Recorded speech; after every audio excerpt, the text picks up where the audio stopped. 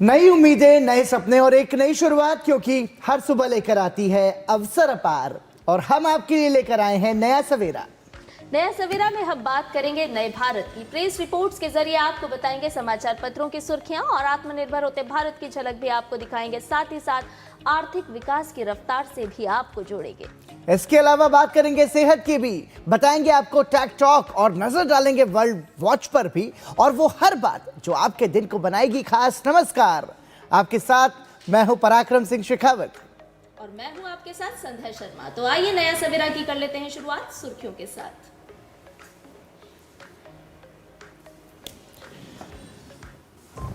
प्रधानमंत्री नरेंद्र मोदी आज परीक्षा पे चर्चा की दूसरी कड़ी में छात्रों से करेंगे संवाद। बोर्ड परीक्षा में बैठने वाले बच्चों को देंगे सफलता का मंत्र।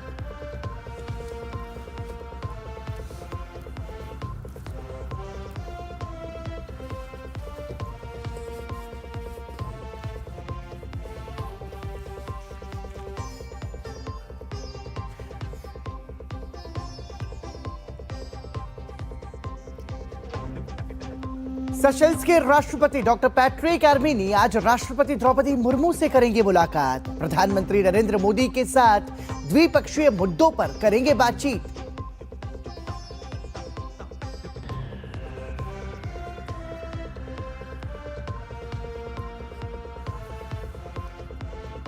उत्तर प्रदेश विधानसभा का बजट सत्र आज से शुरू होगा। 11 फरवरी को पेश होगा बजट। सर्वदलीय बैठक में मुख्यमंत्री योगी ने स्वस्थ चर्चा के लिए की सहयोग की अपील।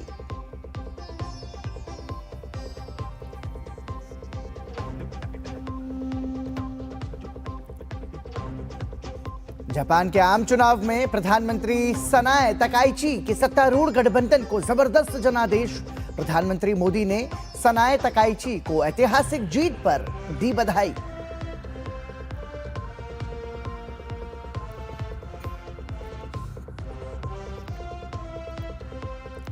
और भारत के अर्जुन बबूता और एलावेनिल वेलारिवन की जोड़ी ने एशियन शूटिंग चैंपियनशिप में रचा इतिहास। 10 मीटर एयर राइफल के मिक्स्ड टीम इवेंट में नए विश्व रिकॉर्ड के साथ जीता स्वर्ण।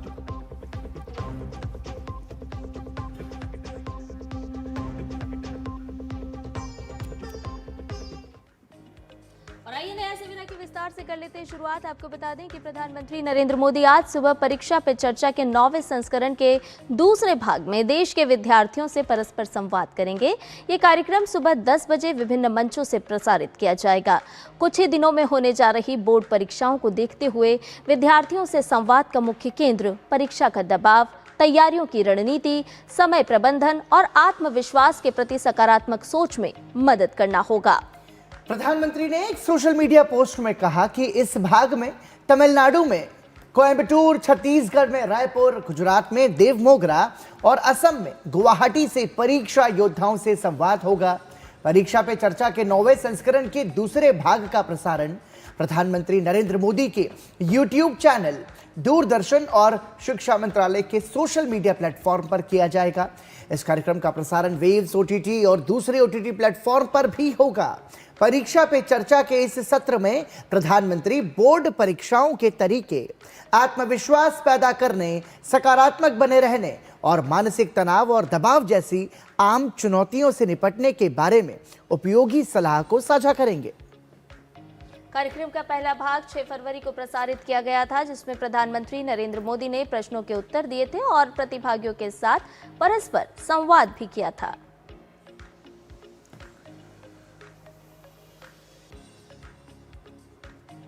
और आइए आगे बढ़ते हुए बात कर लेते हैं संसद के बजट सत्र की। बजट सत्र के दौरान आज संसद के दोनों सदनों में केंद्रीय बजट 2026-27 पर चर्चा की जाएगी। इसके साथ ही दोनों सदनों में प्रश्नकाल के दौरान सांसद विभिन्न मंत्रालयों से महत्वपूर्ण प्रश्न पूछेंगे और शून्यकाल के दौरान लोकहित से जुड़े मुद्दों को सदन में उठाएंगे। पिछले सप्ताह को देखें तो लोकसभा में विपक्ष के हंगामे की वजह से काफी हद तक कामकाज प्रभावित हुआ था। वहीं राज्यसभा की बात की जाए तो राज्यसभा में राष्ट्रपति के अभिभाषण पर धन्यवाद प्रस्ताव पर चर्चा विस्तार से संपन्न हुई थी। देखना होगा कि आज संसद के दोनों ही सदनों में किस तरह का रुख रहता है। तो संसद के दोनों ही सदनों में बजट पर चर्चा होगी और संसद का बजट सत्र अपने आप में महत्वपूर्ण है संध्या, लेकिन हमने ये देखा कि बीते कुछ समय में लगातार विपक्ष के व्यवधान की वजह से लगातार संसद से अच्छी तस्वीर देखने को नहीं मिली। और ज्यादा जानकारी के लिए हमारे साथ जुड़ रहे हैं हमारे संवाददाता ऋषि कुमार। ऋषि, देखिए संसद का बजट सत्र अपने आप में महत्वपूर्ण तो है ही, लेकिन आज विधायी कामकाज के लिहाज से आज का दिन कितना महत्वपूर्ण है? क्या कुछ सूचीबद्ध है संसद की आज की कार्यसूची में? देखिए पराक्रम, जैसा कि आपने भी बताया कि आज दोनों ही सदनों में जो केंद्रीय बजट है उस पर चर्चा शुरू होनी है जी। और हम जानते हैं कि जिस तरीके से जो बजट सत्र का जो मूल मकसद होता है, बजट को सदन में पेश करने के बाद उसको प्रक्रियागत उसे पारित कराने के लिए चर्चाएं करना। अब दोनों ही सदनों में चर्चा होनी है और इस चर्चा का इतना बड़ा महत्व है कि इन चर्चाओं के माध्यम से अलग अलग मंत्रालयों से संबंधित जो मांगे हैं, जो संस्तुतियां हैं जी, और जो चर्चा में जो संशोधनों की बात होती है कि इसमें और ज़्यादा किस तरीके से इसको प्रभावी बनाने के लिए बजट एलोकेशन अलग से किया जाए, तो बहुत सारे सुझाव आते हैं और इसी वजह से बजट सत्र एक लंबा सत्र होता है और इसमें विस्तार से चर्चा की जाती है जी।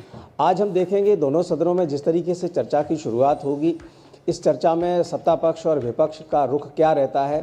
हमने हालांकि पिछले सप्ताह देखा था लोकसभा में विपक्ष के हंगामे की वजह से जो राष्ट्रपति के अभिभाषण पर जो चर्चा जिस तरीके से होनी चाहिए थी और उस पर जवाब भी आने में जो दिक्कतें आई, उस वजह से कहा जा सकता है कि लोकसभा के लिहाज से कामकाज बहुत ज़्यादा प्रभावित हुआ। लेकिन जो संकेत सप्ताह के अंत तक आते आते और बजट पर चर्चा चूंकि सूचीबद्ध पिछले सप्ताह कर दी गई थी और उसमें गतिरोध की संभावनाएं कम देखी गई थी, तो उम्मीद है कि आज लोकसभा में भी चर्चा सुचारू रूप से आगे बढ़ पाए।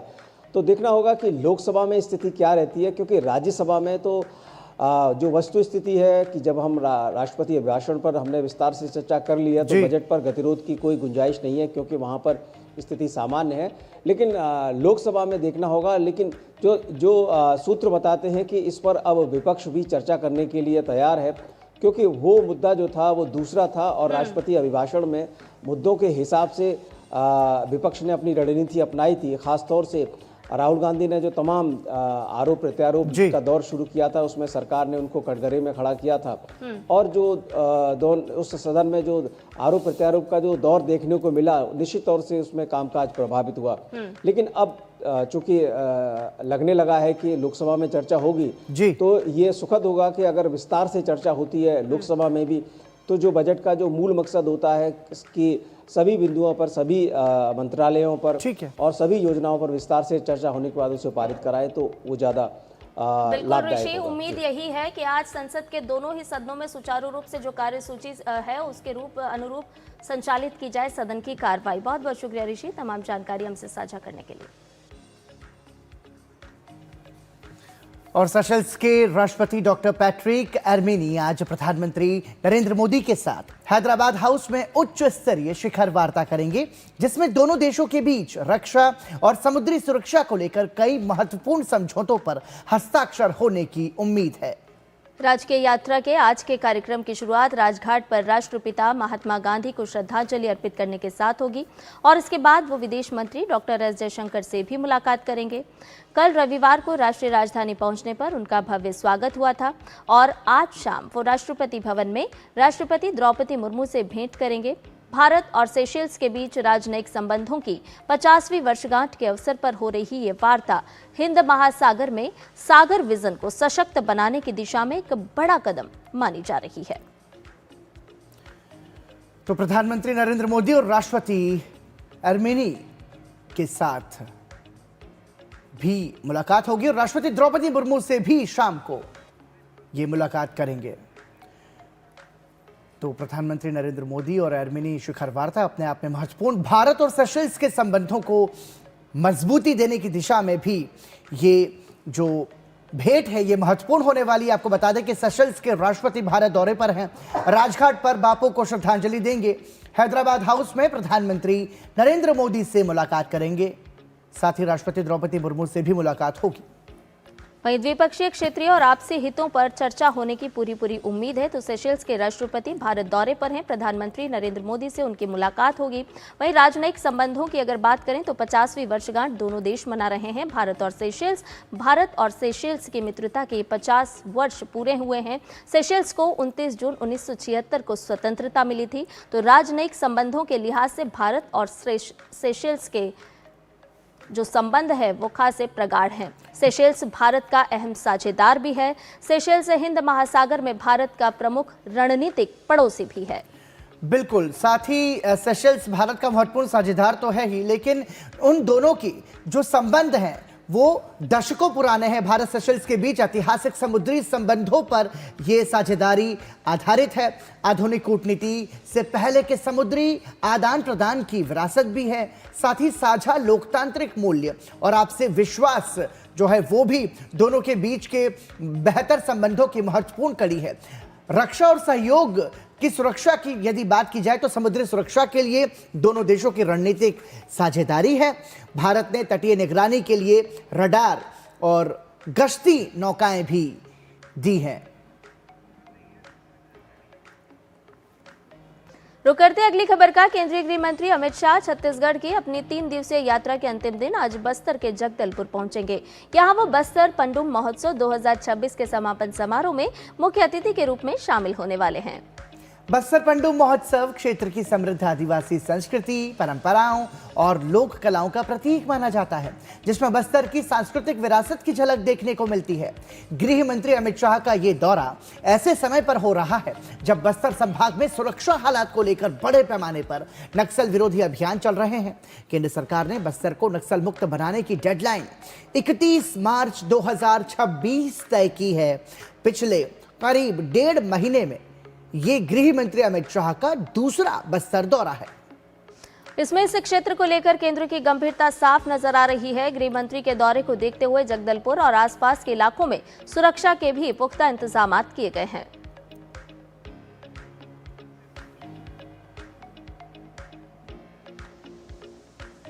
और इसी के साथ नया सवेरा में रुक रहे हैं एक छोटे से ब्रेक के लिए। कहीं मत जाइए, तुरंत लौट रहे। सब तो आ गए, रो क्यों रही है? सब तो आ गए, लेकिन स्वाद नहीं आया। अब आया असली स्वाद। हाँ, अब आया स्वाद। जब स्वाद के बड़े हो लाले तो MDH का चंकी चाट मसाला डालें। MDH का चंकी चाट मसाला। MDH। संडे को भी लैपटॉप पे लगे हो? अरे काम वाम छोड़ो, लाइफ में थोड़ा इंटरेस्ट लो। आपके लिए रिक्लाइनर चेयर ऑर्डर कर रहा हूँ, ये देखो। अरे इतनी महंगी चेयर क्यों ले रहा है? आप ही कहते हो लाइफ में ज्यादा इंटरेस्ट लो। अब जब ज्यादा इंटरेस्ट मिल रहा है तो कहीं खर्चने तो दो। ज्यादा इंटरेस्ट? स्टेबल मनी पे घर बैठे एफडी कराएं और पाएं 1% तक इंटरेस्ट।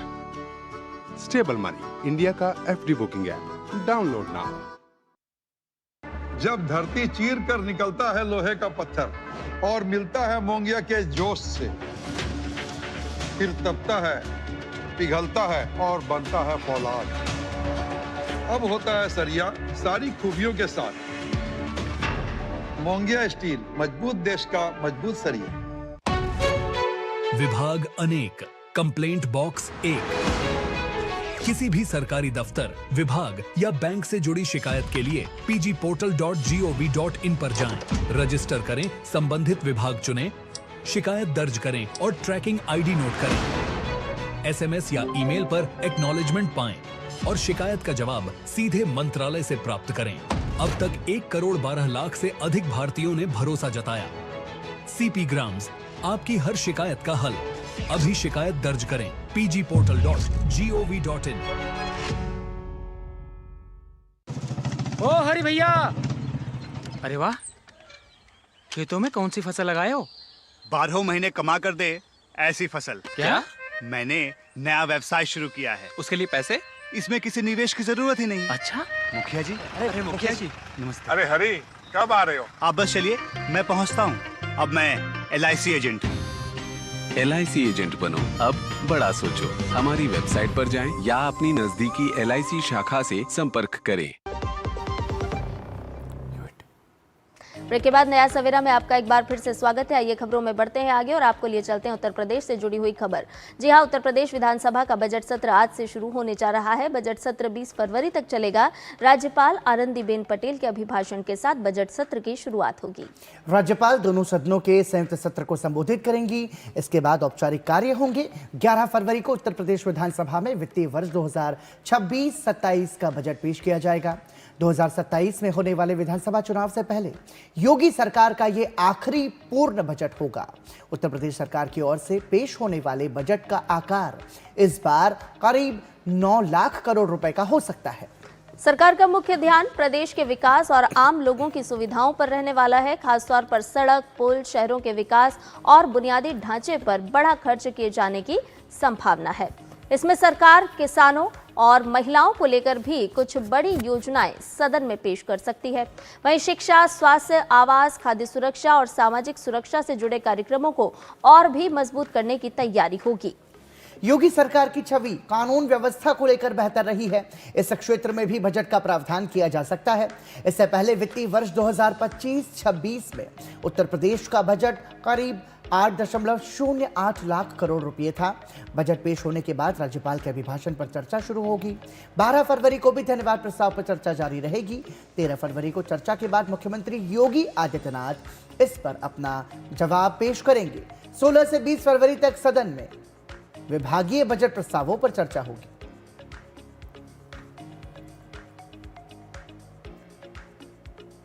और वहीं उत्तर प्रदेश बजट सत्र से पहले मुख्यमंत्री योगी आदित्यनाथ की अध्यक्षता में सर्वदलीय बैठक का आयोजन हुआ, जिसमें विधानसभा अध्यक्ष सतीश महाना ने सभी सदस्यों से सत्र के सुचारू संचालन का अनुरोध किया है। जबकि मुख्यमंत्री योगी आदित्यनाथ ने जनता के मुद्दों पर स्वस्थ चर्चा के लिए सहयोग मांगा है।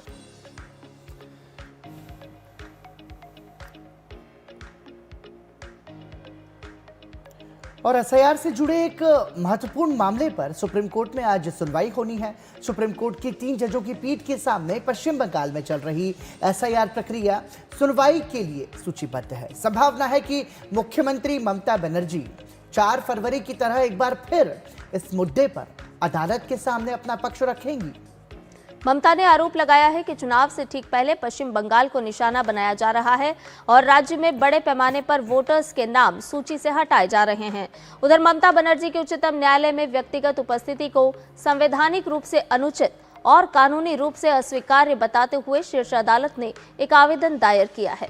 आवेदन में कहा गया है कि याचिकाकर्ता द्वारा दायर की गई उपरोक्त रिट याचिका का विषय कोई व्यक्तिगत या निजी विवाद नहीं है, बल्कि ये राज्य प्रशासन और भारत के संविधान तथा लागू चुनाव कानूनों के अनुसार मतदाता सूचियों का एसआईआर करने में भारत निर्वाचन आयोग द्वारा शक्तियों के संवैधानिक प्रयोग से संबंधित है।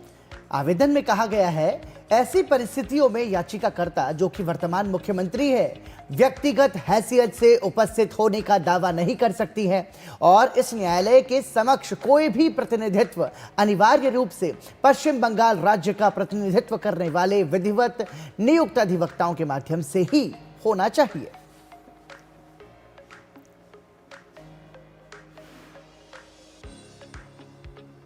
इधर बिहार के पूर्णिया से सांसद पप्पू यादव को 31 साल पुराने एक मामले में आज पटना की एमपी एमएलए विशेष अदालत में पेश किया जाएगा। पटना पुलिस ने शुक्रवार देर रात उन्हें गिरफ्तार किया था। गिरफ्तारी के बाद शनिवार को कोर्ट में पेशी हुई, जहां अदालत ने उन्हें 2 दिन की न्यायिक हिरासत में भेज दिया। न्यायिक हिरासत के दौरान पप्पू यादव की तबीयत अचानक बिगड़ गई, जिसके बाद उन्हें पटना के पीएमसीएच अस्पताल में कैदी वार्ड में भर्ती कराया गया। स्वास्थ्य में सुधार होने पर रविवार को उन्हें पीएमसीएच से बेऊर केंद्रीय कारागार स्थानांतरित कर दिया गया। यह मामला वर्ष 1995 का है, जिसमें गर्दनीबाग थाने में शिकायतकर्ता विनोद बिहारी लाल ने शिकायत दर्ज कराई थी। शिकायतकर्ता का आरोप है कि पप्पू यादव और उनके सहयोगियों ने धोखाधड़ी कर उनका मकान किराए पर लिया, लेकिन उनकी जानकारी के बिना मकान का इस्तेमाल सांसद कार्यालय के रूप में लगातार किया जा रहा था।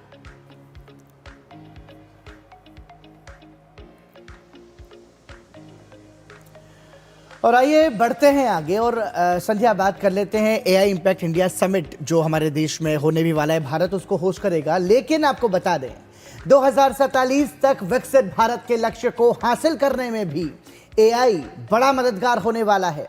एआई में भारत अब दुनिया का नेतृत्व करने की तैयारी कर रहा है। इसी उद्देश्य से दिल्ली में 16 से 20 फरवरी तक भारत एआई इम्पैक्ट समिट 2026 का आयोजन किया जा रहा है। समिट के तमाम पक्षों और एआई की अहमियत को बताने के लिए इसी पर हम लगातार एक सीरीज चला रहे हैं, एआई इम्पैक्ट समिट भारत 2026।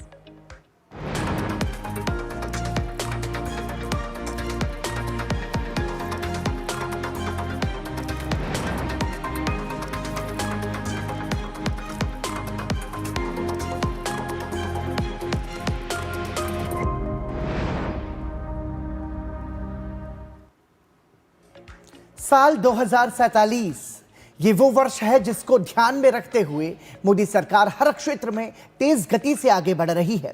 इस सूची में एक क्षेत्र है आर्टिफिशियल इंटेलिजेंस। जी हां, देश में एआई युग की शुरुआत हो चुकी है और अब तेजी के साथ इस दिशा में आगे बढ़ा जा रहा है। सरकार का संकल्प साफ है कि आने वाले समय में एआई के बिना विकसित भारत का सपना साकार नहीं हो सकता।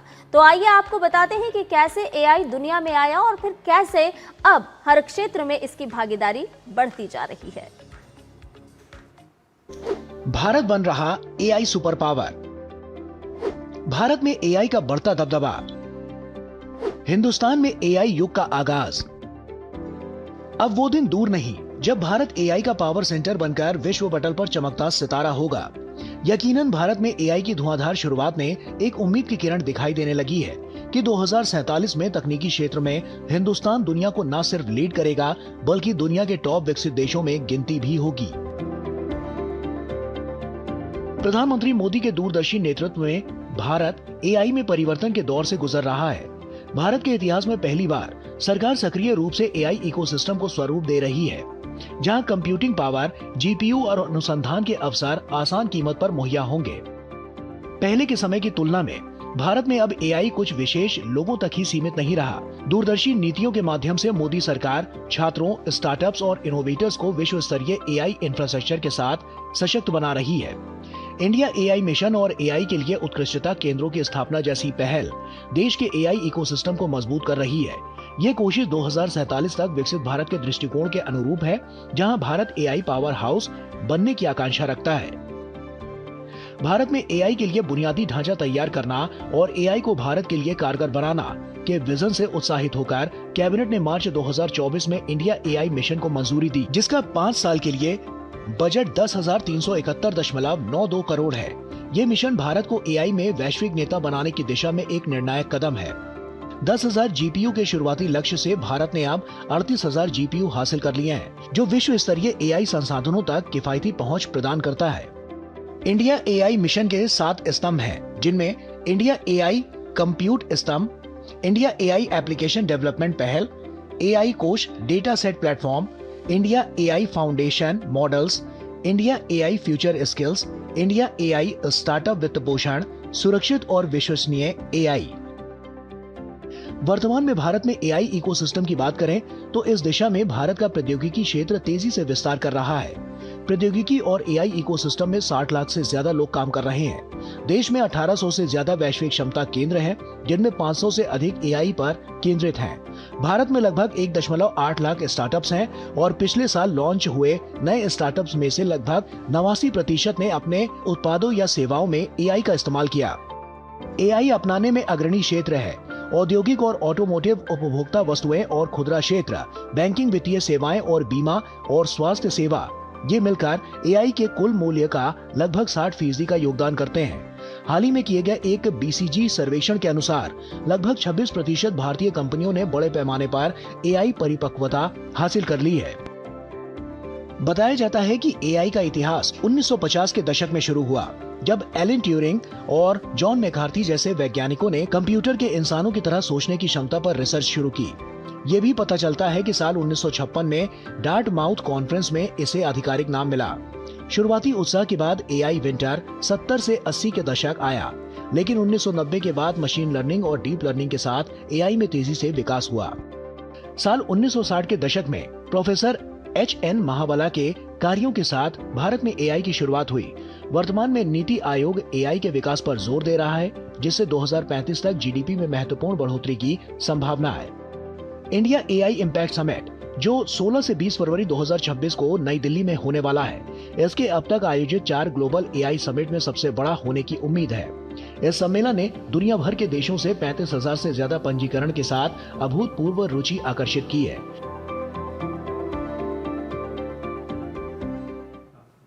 तो भारत है तैयार। रुक करते अगली खबर का। फाल्गुन मास की अष्टमी तिथि को मनाई जाने वाली जानकी जयंती एक पवित्र और महत्वपूर्ण अवसर है, जब हम माता सीता के धरती पर अवतरण की खुशी मनाते हैं। माता सीता का जन्म बिहार के सीतामढ़ी जिले के पुनौरा में हुआ था। और पुनौरा जो आज एक धाम के रूप में विकसित है और प्रसिद्ध भी है। आइए जानते हैं इस विशेष दिन की महत्ता और इसकी धार्मिक आस्था के बारे में। फाल्गुन मास की अष्टमी तिथि, ये खास दिन बिहार के सीतामढ़ी जिले स्थित पुनौरा धाम में श्रद्धा और उल्लास के साथ मनाया जाता है। धार्मिक मान्यता के अनुसार यही वो पवित्र भूमि है जहां माता सीता का प्रकाट्य हुआ था। पुनौरा धाम में सीता अष्टमी के अवसर पर विशेष पूजा अर्चना, भव्य सजावट और भजन कीर्तन का आयोजन होता है। अष्टमी के दिन भक्तों का हुजूम उमड़ता है और जय सिया राम के जयकारों से पूरा वातावरण भक्तिमय हो जाता है। जहां माता सीता का प्रकाट्य हुआ था। माता सीता के जन्म की कथा भी बहुत अद्भुत है। राजा जनक, जो मिथिला के राजा थे, उनके राज्य में अकाल की स्थिति थी। ऋषियों के कहने पर वो खेत में हल चला रहे थे ताकि यज्ञ भूमि तैयार कर सकें। तभी हल की नोक एक रहस्यमय चीज से टकराई और जब जमीन खोदी गई तो वहां एक सुंदर कन्या प्रकट हुई।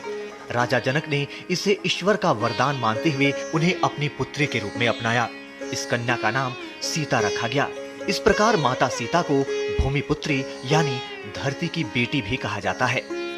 वर्तमान में पुनौरा धाम में माता सीता का एक छोटा सा मंदिर है, लेकिन यहाँ भी माता जानकी के लिए एक भव्य मंदिर निर्माण की प्रक्रिया शुरू हो चुकी है। ये मंदिर जन आस्था और सांस्कृतिक पुनर्जागरण का प्रतीक बनेगा।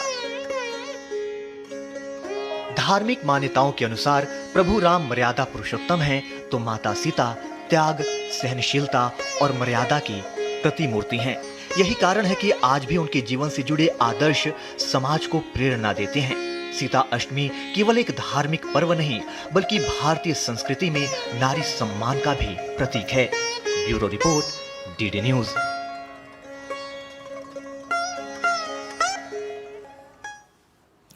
तो संध्या, भारतीय संस्कृति में नारी सम्मान की यदि हम बात करें तो वो देखिए बहुत हजारों वर्ष पुरानों का एक इतिहास रहा है, जिसमें बहुत सम्मानजनक स्थान दिया गया है। बिल्कुल, और न केवल सम्मान, साथ साथ आदर्श भी हैं जिनका हम अनुसरण कर सकते हैं। फिलहाल रुकने एक छोटे से ब्रेक के लिए जल्द हाजिर होंगे।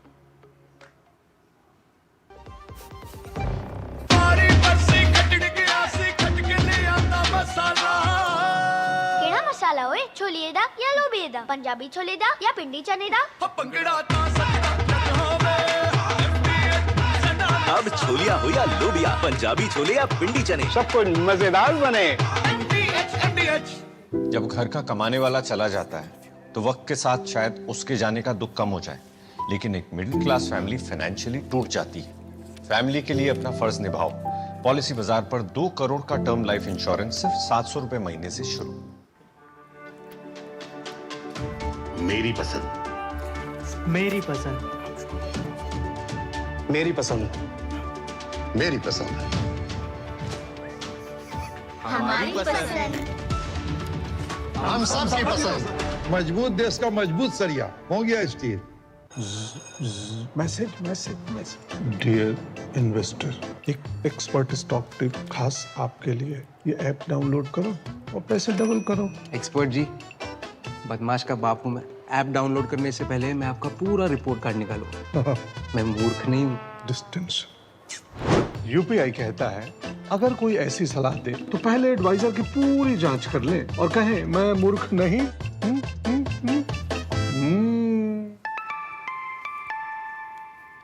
जाइए, आप भी किसी का टेस्ट लीजिए।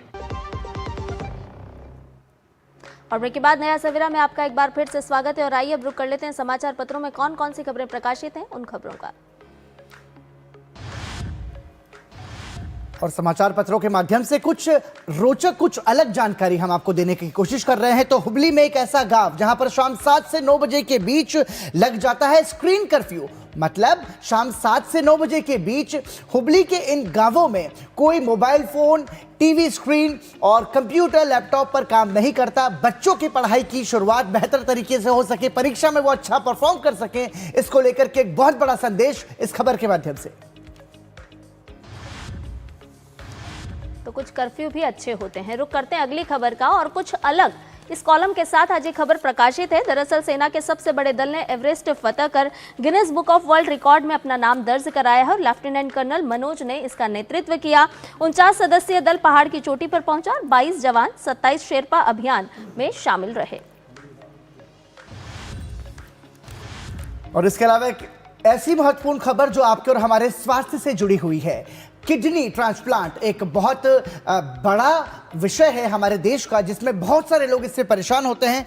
तो विज्ञान का कमाल है और एनबीटी की एक खबर है जो बता रही है कि ब्लड ग्रुप की बाधा अब टूटेगी और किडनी ट्रांसप्लांट आसान होगा। दरअसल यूनिवर्सल किडनी के रिसर्च की दिशा में ये बड़ी छलांग बताई जा रही है और इसमें जो रिसर्च है वो ये बता रही है कि वैज्ञानिकों ने खास एंजाइम का इस्तेमाल करके टाइप ए किडनी को टाइप 0 जैसा बना दिया है और ये जो एंजाइम किडनी पर मौजूद एंटीजन को हटा देता है, जिससे ब्लड ग्रुप की पहचान होती है। हालांकि अभी पूरी तरह इंसानों पर ट्रायल शुरू होने में समय लगेगा, लेकिन इस खबर के माध्यम से, मतलब इस शोध के माध्यम से हम ये देख पाएंगे कि जो किडनी ट्रांसप्लांट की जो समस्या थी उसको बहुत हद तक एक बहुत आसानी मिलेगी और लोगों को स्वास्थ्य के लिए फायदेमंद होगा। और प्रेस रिपोर्ट्स में फिलहाल के लिए इतना ही, लेकिन नया सवेरा में अब समय हो चुका है हमारे खास सेगमेंट साइंस स्पार्क का। आज साइंस स्पार्क में हम बात करेंगे इंडिया एआई इम्पैक्ट समिट 2026 की। ये समिट 16 से 20 फरवरी 2026 के बीच नई दिल्ली के भारत मंडपम में होने जा रहा है। इसका उद्देश्य है कि एआई ऐसा हो जो हर नागरिक के काम आए। तो आइए चलते हैं अपने सहयोगी गौरव के पास और जानते हैं इस समिट से जुड़ी जानकारी विस्तार से।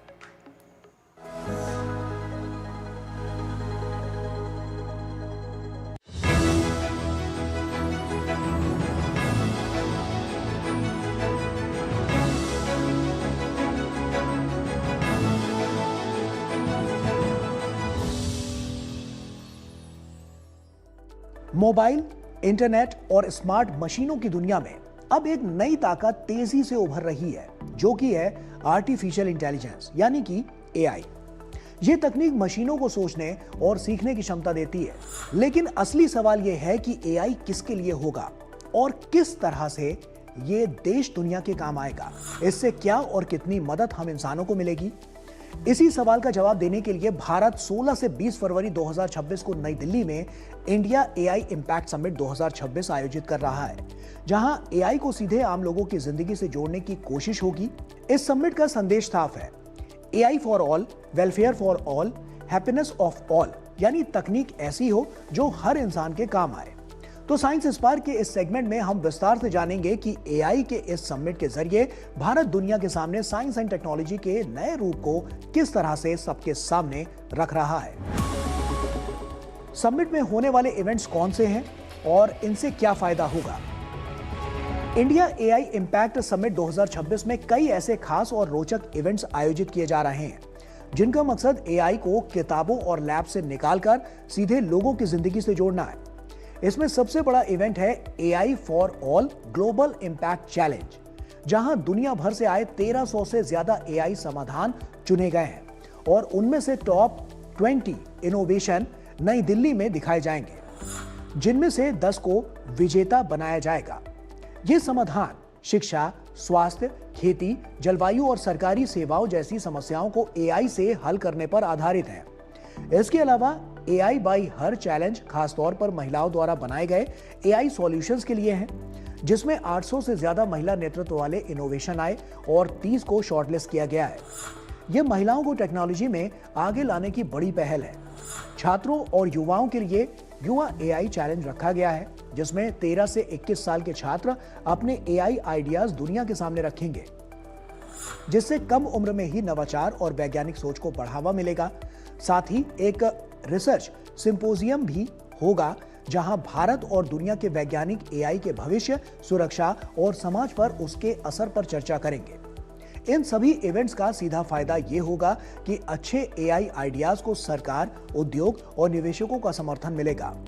स्टार्टअप्स को आगे बढ़ने का मौका मिलेगा, युवाओं और छात्रों में सीखने की प्रेरणा बढ़ेगी और सबसे अहम बात, एआई ऐसी बनेगी जो सिर्फ बड़ी कंपनियों के लिए नहीं बल्कि किसानों, छात्रों, मरीजों और आम नागरिकों की समस्याएं हल करने में भी मददगार साबित होगी।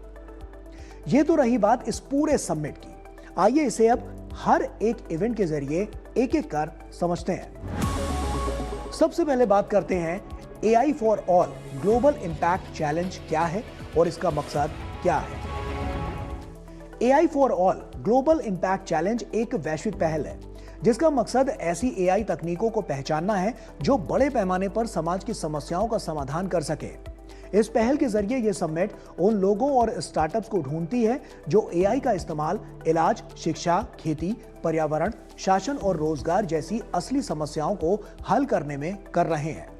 इस चुनौती के तहत दुनिया भर से 1300 से ज्यादा आवेदन आए, जिनमें से टॉप 20 AI समाधान चुने गए हैं। इन समाधानों को इंडिया AI इम्पैक्ट समिट 2026 में दुनिया के सामने पेश किया जाएगा और इनमें से 10 विजेताओं को चुना जाएगा जिनका प्रदर्शन सबसे बेहतर होगा। ये पहल स्टार्टअप इंडिया, DPIIT और डिजिटल इंडिया भाषिनी के साथ मिलकर चलाई जा रही है ताकि AI सिर्फ अंग्रेजी या बड़े शहरों तक सीमित ना रहे बल्कि हर भाषा और हर नागरिक तक ये पहुंच सके। इसके अलावा और भी इवेंट्स पर नजर डालें तो महिलाओं के लिए क्या खास है, आइए उसे देखते हैं। AI बाई हर चैलेंज क्या है और महिलाओं के लिए क्यों अहम है। AI by her global impact challenge खासतौर पर महिलाओं द्वारा बनाए गए AI समाधानों को बढ़ावा देने के लिए शुरू की गई है।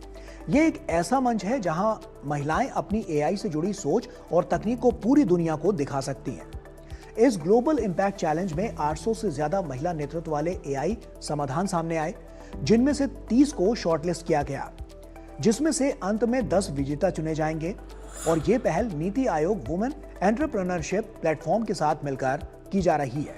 इसका मकसद ये दिखाना है कि AI सिर्फ पुरुषों या बड़ी कंपनियों की चीज नहीं है, बल्कि महिलाएं भी तकनीक की दुनिया में इसका नेतृत्व कर सकती हैं और समाज की बड़ी समस्याओं को हल दे सकती हैं।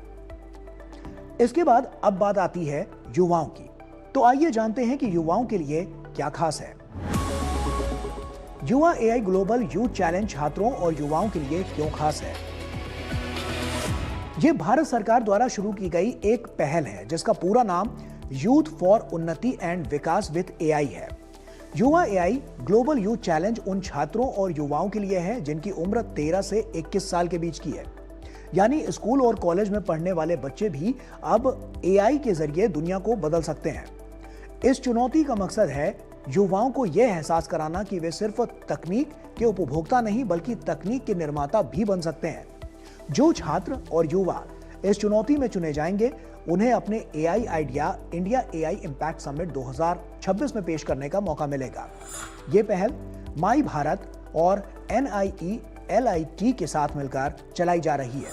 इससे छात्रों में वैज्ञानिक सोच, नवाचार और समाज के लिए कुछ करने की भावना मजबूत होगी। अब सवाल आता है कि इस इवेंट में रिसर्च सिंपोजियम क्या है और ये AI के भविष्य को कैसे दिशा देगा। रिसर्च सिंपोजियम इस समिट का वो हिस्सा है जहां भारत, ग्लोबल साउथ और दुनिया भर के वैज्ञानिक और रिसर्चर मिलकर AI के असर पर चर्चा करेंगे। यहां AI की मदद से समाज, अर्थव्यवस्था और पर्यावरण पर पड़ने वाले प्रभावों को समझा जाएगा। यानी ये मंच तय करेगा कि AI को सुरक्षित, भरोसेमंद और इंसान के हित में कैसे विकसित किया जाए। इससे नई रिसर्च, नई साझेदारियां और भविष्य की नीतियां तैयार होंगी ताकि AI से होने वाला फायदा सिर्फ आज नहीं बल्कि आने वाली पीढ़ियों तक पहुंच सके। कुल मिलाकर इंडिया AI इम्पैक्ट समिट 2026 सिर्फ एक टेक इवेंट नहीं है बल्कि एक नई सोच है जहां तकनीक इंसान से आगे नहीं बल्कि इंसान के साथ चलती है। AI for all, AI by her और युवा AI जैसी पहलें ये साबित करती हैं कि AI बच्चों, महिलाओं, युवाओं और आम नागरिक सबके लिए है। यह समिट भारत को सिर्फ AI अपनाने वाला नहीं बल्कि AI को दिशा देने वाला देश बनाएगी, ताकि आने वाला कल ज्यादा तेज, स्मार्ट और सुरक्षित बन सके। तो इसी के साथ साइंस स्पार्क में इतना ही। फिर होगी आपसे मुलाकात कुछ और इंटरेस्टिंग टॉपिक्स के साथ। तब तक के लिए दीजिए अनुमति। नमस्कार।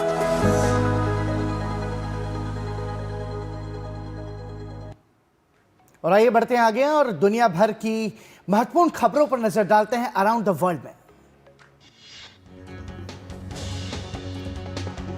जापान में हुए आम चुनाव में सनाए ताकाइची के नेतृत्व वाले सत्तारूढ़ गठबंधन ने जबरदस्त जीत हासिल की है। प्रधानमंत्री नरेंद्र मोदी ने सनाए ताकाइची को जीत की बधाई दी है। थाईलैंड में प्रधानमंत्री अनुतिन चरणविराकुल की भूमजेथाई पार्टी ने कल हुए आम चुनाव में बड़ी जीत हासिल की। इससे उम्मीद है कि लंबे समय से चली आ रही राजनीतिक अस्थिरता अब खत्म हो सकती है। पुर्तगाल में सेंट्रल लेफ्ट सोशलिस्ट पार्टी के एंटोनियो जोस सेगुरो ने राष्ट्रपति चुनाव में शानदार जीत हासिल की। ईरान में नोबेल शांति पुरस्कार विजेता नरगिस मोहम्मदी को भूख हड़ताल के बीच 7 साल से ज्यादा की जेल की सजा सुनाई गई। हांगकांग के मीडिया उद्यमी जिमी लाई के खिलाफ राष्ट्रीय सुरक्षा कानून से जुड़े मामले में कोर्ट ने 20 साल की सजा सुनाई है।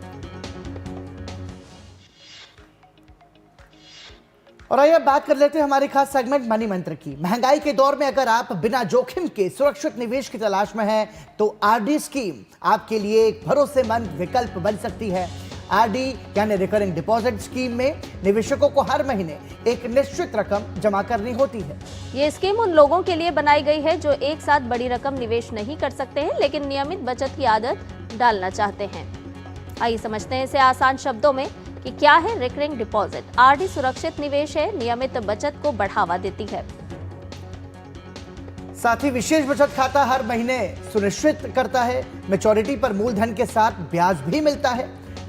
तो आरडी स्कीम आपके लिए एक भरोसेमंद विकल्प है। सेविंग अकाउंट से ज्यादा रिकरिंग डिपॉजिट का ब्याज मिलता है, तो इस लिहाज से भी ये फायदेमंद है।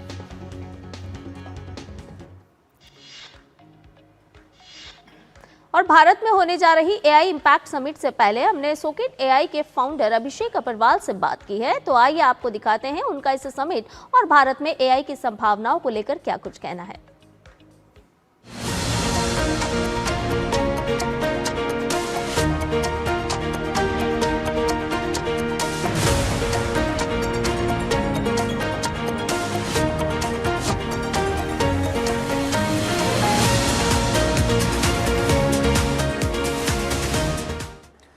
नमस्कार, आप देख रहे हैं डीडी न्यूज। आपके साथ मैं हूं गौरव श्रीवास्तव। स्वागत है आपका हमारे इस खास शो में। एआई समिट 2026 सिर्फ एक टेक्नोलॉजी इवेंट नहीं बल्कि उस भारत की झलक है जो आर्टिफिशियल इंटेलिजेंस के जरिए दुनिया का भविष्य गढ़ रहा है। और इसी भविष्य की कहानी में तेजी से उभरता नाम है सॉकेट एआई। सॉकेट एआई आज सिर्फ कोड और एल्गोरिदम तक सीमित नहीं है बल्कि ये स्टार्टअप एआई को आम इंसान की जिंदगी से जोड़ने का काम कर रहा है। इस पर बात करने के लिए हमारे साथ बहुत ही खास मेहमान हमारे साथ जुड़ रहे हैं। अभिषेक अप्रवाल जी हमारे साथ जुड़ रहे हैं, फाउंडर हैं सॉकेट एआई के। बहुत स्वागत अभिषेक जी आपका। और सबसे पहला सवाल यही है कि किस तरह से देखते हैं आप सबसे पहले इस समिट को और कितनी मजबूती इस समिट से जो हम देख रहे हैं कि आपके स्टार्टअप और इसके अलावा जो और नए नए स्टार्टअप्स हैं उनको मिलती हुई नजर आएगी ग्लोबल लेवल पर अपनी पहचान बनाने में। सो ये स्टार्टअप जो इवेंट है वो स्टार्टअप्स के लिए बहुत ज़्यादा इम्पॉर्टेंट है।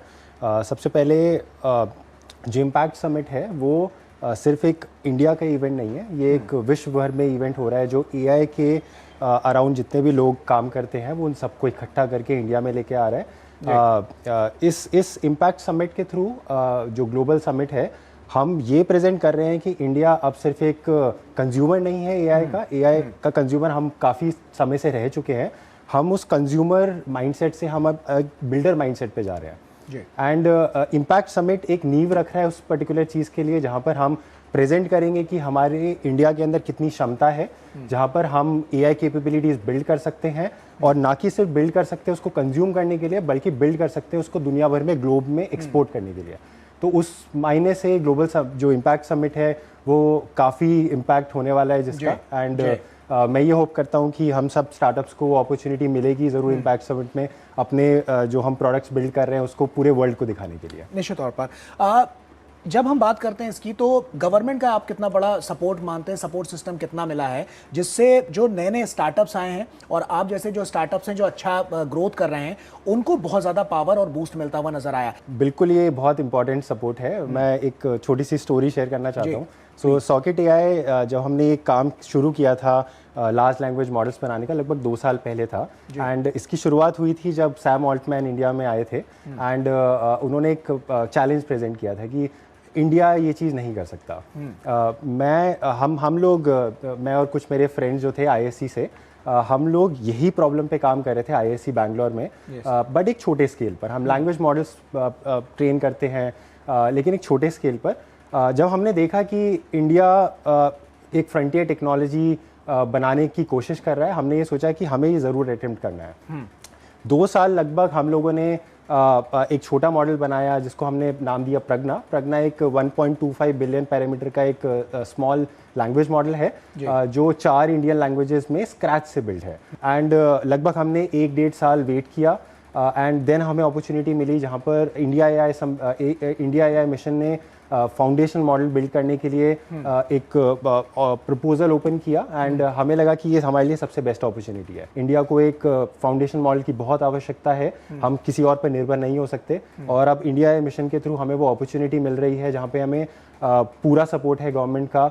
हम अगले 1 साल के अंदर बेहतरीन काम करके दिखाएंगे। और इंडिया में ही नहीं, हमारा लक्ष्य ये है कि हम ग्लोबल जो कंपनीज हैं, चाहे वो OpenAI हो, चाहे एंट्रोपिक हो, चाहे कोई और हो, हम उनके साथ कम्पीट कर पाए। हमें सिर्फ इंडिया का प्रोडक्ट नहीं बनाना। ऐसे में अभिषेक जी, अब सवाल आता है कि किस तरह से जो आगे का रोड मैप है आपकी कंपनी का, आपके स्टार्टअप का, वो किस कोर में आगे बढ़ता हुआ नजर आ रहा है और कहाँ पर आपका सबसे ज़्यादा फोकस है कि हमें इस दिशा में सबसे ज़्यादा काम करना है? हमें ये लगता है कि इंडिया को विश्व स्तर पे सोचना चाहिए। जब वो विश्व स्तर की बात आती है तो सब लोग इस टाइम पे जब AI की बात करते हैं तो वो जनरलाइज इंटेलिजेंस की बात करते हैं। उससे काफ़ी सारी चीज़ें हम सॉल्व करेंगे। हम साइंस में उस AI को यूज़ कर सकते हैं, नई तकनीक निकाल सकते हैं। कृषि करने की बहुत ऐसी तकनीकें हैं जो मे भी हमें अभी पता नहीं है, हम उसके थ्रू वो भी निकाल सकते हैं या बना सकते हैं। उसके साथ साथ में हम नई साइंस डिस्कवर कर सकते हैं। AI को हम ड्रग डिस्कवरी के लिए यूज़ कर सकते हैं। तो बहुत सारे ऐसे यूज़ केसेस, पर वो तभी पॉसिबल हो पाएगा जब हम उस AGI या फिर जनरल इंटेलिजेंस की तरफ हम अपने कदम बढ़ाएं और हम उसको अटेम्प्ट करने की बिल्कुल। अब सवाल ये आता है कि ये जो समिट हो रहा है, इस समिट से क्या अपॉर्चुनिटी आप देखते हैं कि इस तरह के स्टार्टअप्स को तो मिलेगी, साथ ही साथ उन कंपनियों को मिलेगी जो ग्लोबल लेवल पर और ज़्यादा लीड करना चाहती हैं?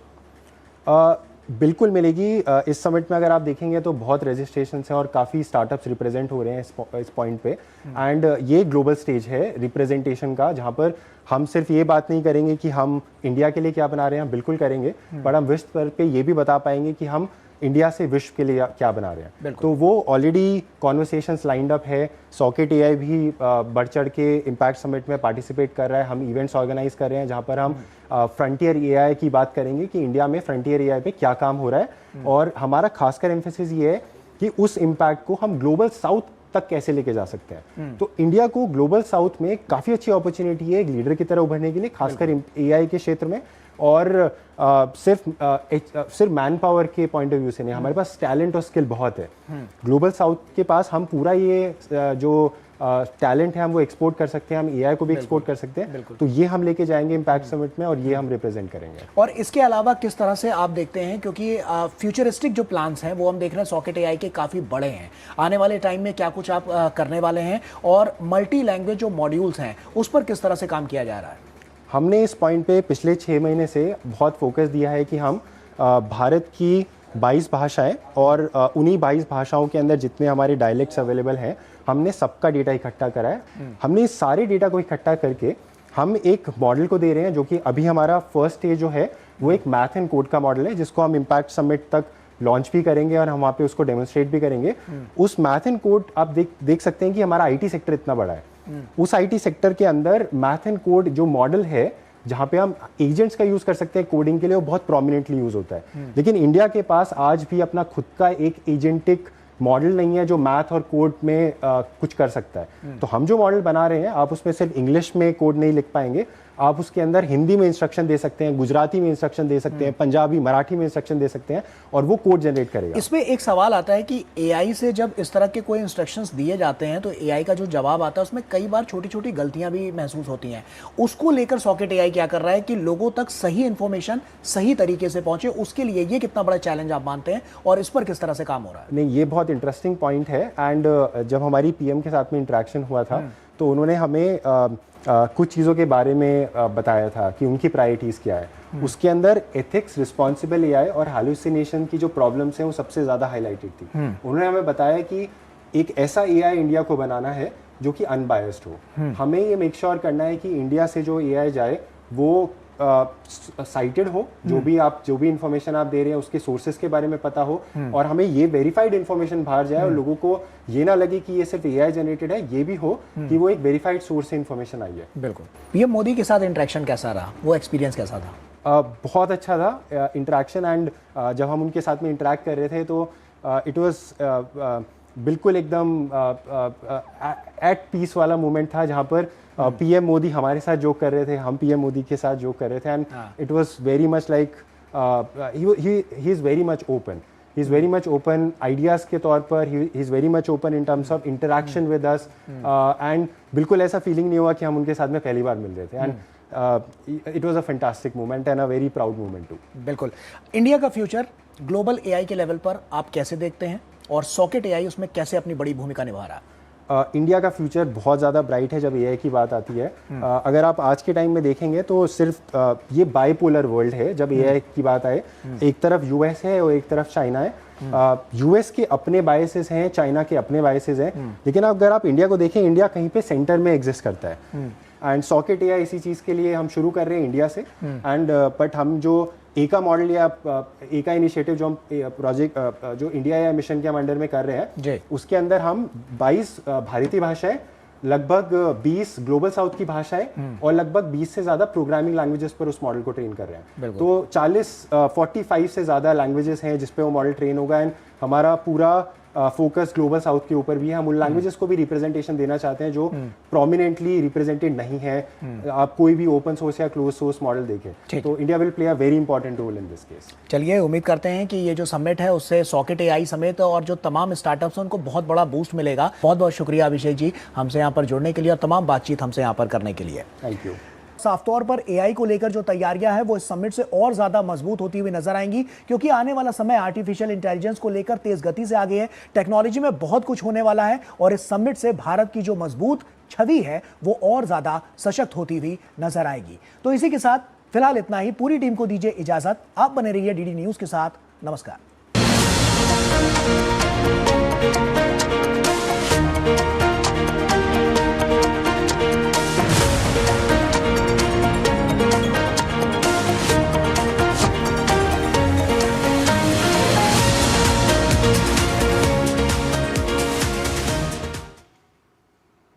और नया सवेरा में अब बढ़ते हैं आगे, बात कर लेते हैं मौसम की, जान लेते हैं अधिकतम और न्यूनतम तापमान ग्राफिक के जरिए।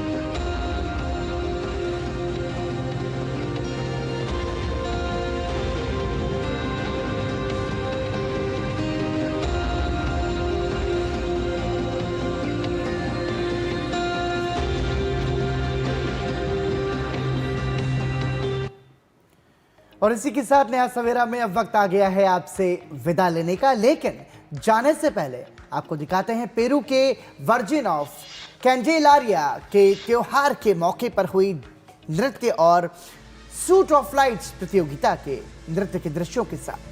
बिल्कुल, ये त्योहार यूनेस्को की अमूर्त सांस्कृतिक विरासत में भी शामिल है। तो आप लीजिए इन झलकियों का आनंद। मुझे, मेरे सहयोगी पराक्रम और हमारी नया सवेरा की पूरी टीम को दीजिए इजाजत। नमस्कार।